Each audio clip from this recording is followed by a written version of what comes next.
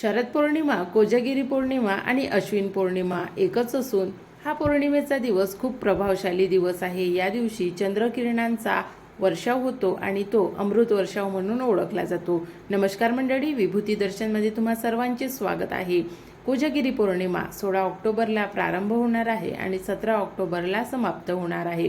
कोजागिरी पौर्णिमेविषयीची संपूर्ण माहिती आजच्या व्हिडिओमध्ये जाणून घेणार आहोत, त्यामुळे व्हिडिओ शेवटपर्यंत बघा. हिंदू पंचांगानुसार अश्विन महिन्याच्या चतुर्दशी तिथीला म्हणजेच बुधवारी 16 ऑक्टोबरला कोजागिरी पौर्णिमा साजरी होणार आहे.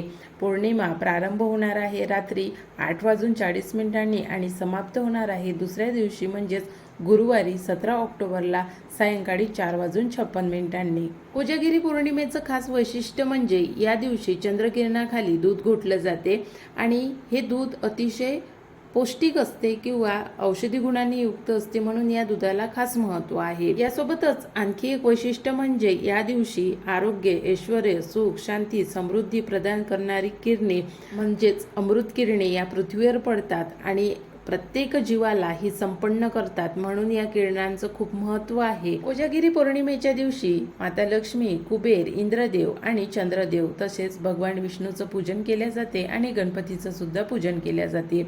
असं म्हणतात की या दिवशी चंद्र हा 16 कलांनी युक्त असतो. या पृथ्वीवर 16 कला युक्त असलेला व्यक्ती फक्त श्रीकृष्ण होते. रामाला सुद्धा 16 कला प्राप्त नव्हत्या, तर त्यांना सुद्धा 12च कला प्राप्त होत्या.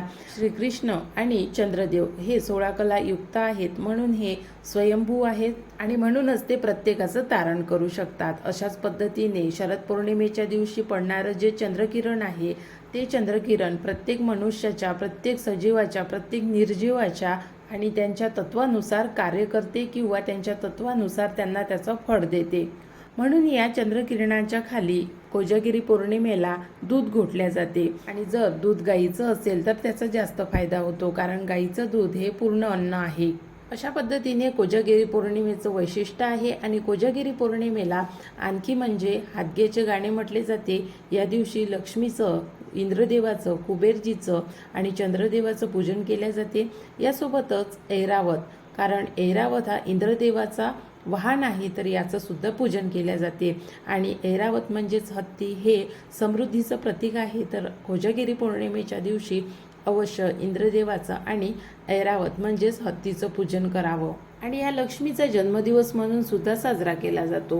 आता या दिवशी नक्की काय करावं, म्हणजेच पूजाविधी कशी करावी, तर या दिवशी सकाळी स्नानादी होऊन स्नान कुठे करावं, तर नदीवर स्नान करण्याचं विधान सांगितलेलं आहे. ज्यांना नदीवर स्नान करणे शक्य नसेल अशा लोकांनी नदीवरील जल आणून ते जल आपल्या आंघोळीच्या पाण्यामध्ये मिक्स करून त्या पाण्याने आंघोळ करावी आणि घरातील इतर सर्वांनी सुद्धा अशाच पद्धतीने आंघोळ करावी. ब्रह्ममुहूर्तावर आंघोळ करणे शक्य होत असेल तर ब्रह्ममुहूर्तावर उठून आंघोळ करावी, अन्यथा सूर्योदयाच्या आधी उठून आंघोळ करावी. स्नानादी झाल्यानंतर आपल्याला व्रत करायचं आहे. व्रत हे लक्ष्मीची कृपा प्राप्त करण्यासाठी करायचं आहे आणि व्रत केल्यामुळे आपल्यामध्ये एक चैतन्य निर्माण होते आणि ते चैतन्य आपल्याला परमेश्वरासोबत कनेक्ट होण्यासाठी मदत करते. अशा पद्धतीने सकाळी स्नानादी व्हायचं, व्रत करायचं, अंगणामध्ये छान रांगोळी टाकायची, पाणी शिंपडायचं, त्यानंतर रांगोळी टाकायची आणि त्यानंतर आपल्या पूजाविधीला सुरुवात करायची. पूजाविधी कोणत्या पद्धतीने करायची, तर ज्या पद्धतीने आपण लक्ष्मीची, देवीची पूजा करतो, मार्गशीर्ष महिन्यामध्ये ज्या पद्धतीने देवीची प्रतिस्थापना करतो त्याच पद्धतीने या दिवशी सुद्धा देवीची पूजा मांडायची आहे. पूजा कशी मांडायची, तर सर्वात आधी कलश स्थापित करून घ्यावा. एक चौरंग घ्यावा, त्यावर लाल कपडा, पिवळा कपडा किंवा सोनेरी रंगाचा कपडा टाकून त्यावर रास टाकावी आणि राशीवर कलश स्थापित करावा. त्यानंतर देवीची मूर्ती असेल तर देवीची मूर्ती पंचामृताने अभिषेक करून ती पूजनामध्ये स्थापित करावी. अन्यथा मूर्ती नसेल तर मग फोटो स्वच्छ करून तो पूजनामध्ये स्थापित करावा आणि ज्यावेळी कलश स्थापित करतो त्यावेळी सर्व देवी देवतांना आवाहन करावं. आपल्या हिंदू धर्मामध्ये गणपतीच्या पूजनाशिवाय कोणत्याच पूजनाची सुरुवात होत नाही, तर त्यामुळे सर्वात आधी एका वेड्याच्या पानावर गणपतीची स्थापना करावी. त्यानंतर इतर देवी देवतांना आवाहन करून पूजेला सुरुवात करावी. देवी लक्ष्मीची मूर्ती स्थापन करतेवेळी ओम महालक्ष्मी नमहा, ओम महालक्ष्मी नमहा, ओम महालक्ष्मी नमहा या मंत्राचा जाप करावा. तसेच ओम श्रीम ह्रीम श्रीम कमले कमलाय प्रसिद्ध प्रसिद्ध श्रीम ह्रीम श्रीम ओम महालक्ष्मी नमः या मंत्राचा जाप केला तरी चालेल. या पूजनामध्ये देवीच्या फोटोसोबत किंवा मूर्तीसोबत आणखी कोणकोणत्या वस्तू ठेवायच्या आहे. कमलगट्टे जर तुमच्याकडे असतील तर अवश्य कमलगट्टे पूजनामध्ये ठेवावे. आणि हे कमलगट्टे, गोमती चक्र, कवड्या आणि श्रीयंत्र हे ज्या लक्ष्मीच्या प्रिय वस्तू आहेत तर या पूजनामध्ये अवश्य ठेवाव्या. श्रीयंत्रासोबतच कुबेर यंत्र सुद्धा पूजेमध्ये स्थापित करावं, कारण कुबेराची सुद्धा या दिवशी पूजा केली जाते. बऱ्याच जणांकडे कुबेराची मूर्ती असू शकते, फोटो सुद्धा असू शकतो किंवा मग लक्ष्मीच्या फोटोमध्ये कुबेराचा फोटो असू शकतो. असा फोटो असला तरी पूजनामध्ये त्याला स्थापित करावं. ही पूजा आपल्याला सकाळी मांडायची आहे, सकाळी सुद्धा पूजन करायचं आहे आणि रात्री सुद्धा पूजन करायचं आहे. रात्री तर असं म्हणतात की जो कोणी शरद पौर्णिमेच्या दिवशी जागरण करतो त्याला कधीच कोणत्या आरोग्यासंबंधीच्या समस्या निर्माण होत नाही किंवा आर्थिक समस्या निर्माण होत नाही, कौटुंबिक समस्या निर्माण होत नाही, कारण त्याच्यावर देवी देवतेंचा आशीर्वाद असतो. म्हणून बरेच लोक शरद पौर्णिमेच्या दिवशी जागरण करतात आणि आपल्या समस्या दूर करतात.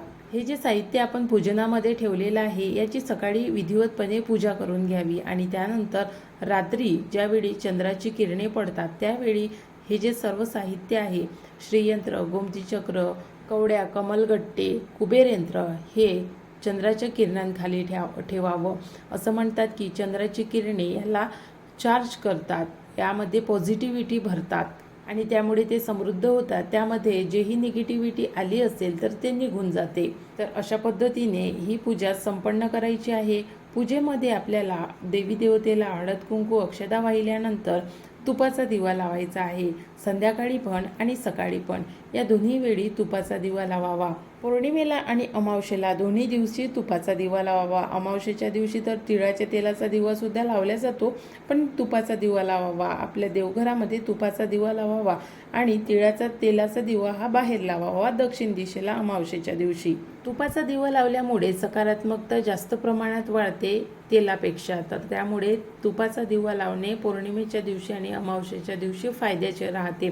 म्हणून तुपाचा दिवा अवश्य लावावा. आणि देवीला सकाळी नैवेद्य दाखवावा. सकाळी कोणता नैवेद्य दाखवावा तर जो आपण साधा जेवणाचा नैवेद्य बनवला असेल तोच लक्ष्मीला सकाळी नैवेद्य दाखवावा. आणि रात्रीच्या वेळी देवीला चंद्रकिरणांखाली घोटलेल्या दुधाचा नैवेद्य दाखवावा. अशा पद्धतीने कोजागिरी पौर्णिमेला लक्ष्मीची उपासना करावी, कुबेराची उपासना करावी, इंद्रदेव आणि चंद्रदेवाची सुद्धा उपासना करावी.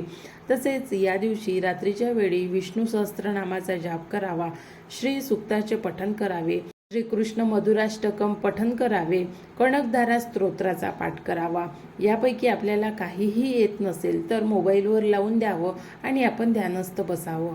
या दिवशी चंद्रोदयाची वेळ ही 5:10 आहे. 5:10 आपण चंद्राच्या किरणाखाली दूध घोटू शकतो. आणि चंद्राच्या किरणाखाली बऱ्याच जणांना दूध घोटणे जमत नाही, तर मग आपण गॅसवर 5:10 नंतर दूध घोटावं आणि ते दूध घोटल्यानंतर चंद्रकिरणांखाली न्यावं आणि त्याला 2 तास 3 तास जितके जास्त 12 साडेबारा वाजेपर्यंत आपण हे जागरण करत असतो या दिवशी. आणि तोपर्यंत आपण चंद्रकिरणाखाली दूध सुद्धा ठेवत असतो. म्हणून जितकं जास्त दूध तुम्हाला चंद्रकिरणाखाली ठेवता येईल तेवढं जास्त ठेवावं, कारण ते तेवढं औषधी गुणांनी युक्त होते यासाठी. आता लक्ष्मी मंत्राचा जाप वेगवेगळ्या पद्धतीने केला जातो. जसे कमलगट्ट्याच्या माळेवर केला जातो, साधा मानसिक जाप केला जातो किंवा मुखाद्वारे जाप केला जातो. त्याला वाक जाप म्हणतात. आणि हा जाप तुम्ही कोणत्या पद्धतीने करता, कारण लक्ष्मीचे वेगवेगळे मंत्र आहे, लक्ष्मीचे बीज अक्षरे आहेत, लक्ष्मीचा दारिद्र्यापासून सुटका मिळवण्यासाठी मंत्र आहे, आरोग्यासाठी मंत्र आहे, कर्जावर तुमच्यावर जर कर्ज झाले असेल तर त्याच्या मुक्तीसाठी मंत्र आहे. पुढे जो तुम्हाला एक मंत्र दिला होता, कमले कमलाय प्रसिद्ध प्रसिद्ध, हा मंत्र सर्वात सिद्ध मंत्र आहे. हा मंत्र तुम्ही कर्जमुक्तीसाठी, आरोग्यासाठी, घरामध्ये सुख शांती समृद्धीसाठी या मंत्राचा जाप करू शकता. पण या व्यतिरिक्त आणखी एक मंत्र आहे, या मंत्राचा सुद्धा जाप करावा. मंत्र असा आहे, हा लक्ष्मी बीज मंत्र आहे. ओम ह्रीम श्रीम लक्ष्मीभ्यो नमः. ओम ह्रीम श्रीम लक्ष्मीभ्यो नमः. या मंत्राचा जाप केल्यामुळे सुद्धा आर्थिक संकट दूर होतात, घरामध्ये शांतता निर्माण होऊन ताणतणाव कमी होतो आणि तसेच घरामध्ये सुख शांतीचं वातावरण निर्माण होते. मंत्र जाप करताना तुम्ही कोणत्या पद्धतीने करताय, मानसिक जाप करताय, वाक जाप करताय किंवा मग माळेवर जाप करताय. माळेवर जर जाप करत असाल तर कमलगट्ट्याच्या माळेवर जाप करावा आणि हा जाप करण्याच्या आधी आपल्यासमोर एक तुपाचा दिवा लावावा. त्यामध्ये 5 लवंग, थोडासा भीमसेनी कापूर टाकून हा दिवा लावावा आणि त्यानंतर या मंत्राचा, लक्ष्मी मंत्राचा जाप करावा. तुम्ही कुबेर मंत्राचा जापसुद्धा करू शकता. जास्त धनाची आशा असेल तर कुबेर मंत्राचा जाप करावा आणि घरामध्ये सुख, शांती, समृद्धी जर पाहिजे असेल, चांगलं वातावरण जर पाहिजे असेल तर लक्ष्मी मंत्राचा जाप करावा. अशा पद्धतीने कोजागिरी पौर्णिमेला संपूर्ण पूजाविधी करावी, व्रत करावं, जी विधी सांगितलेली आहे. नदीवर स्नान करावं. नदीवर शक्य नसेल तर घरी सकाळी सूर्योदयाच्या आधी उठून स्नान करावं आणि पूजाविधी करून संध्याकाळच्या वेळी आणि सकाळच्या वेळी सुद्धा या मंत्राचा जाप केला तरी चालेल.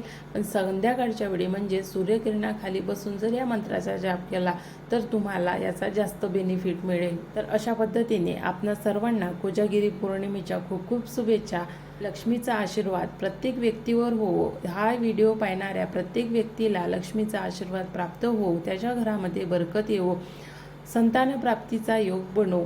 आणि ज्याप्रमाणे चंद्राची शरद किरणे आहेत त्याचप्रमाणे प्रत्येकाचं आयुष्य असो. नवीन व्हिडिओमध्ये नवीन माहितीसोबत लवकरच भेटू. आजचा व्हिडिओ बघितल्याबद्दल धन्यवाद.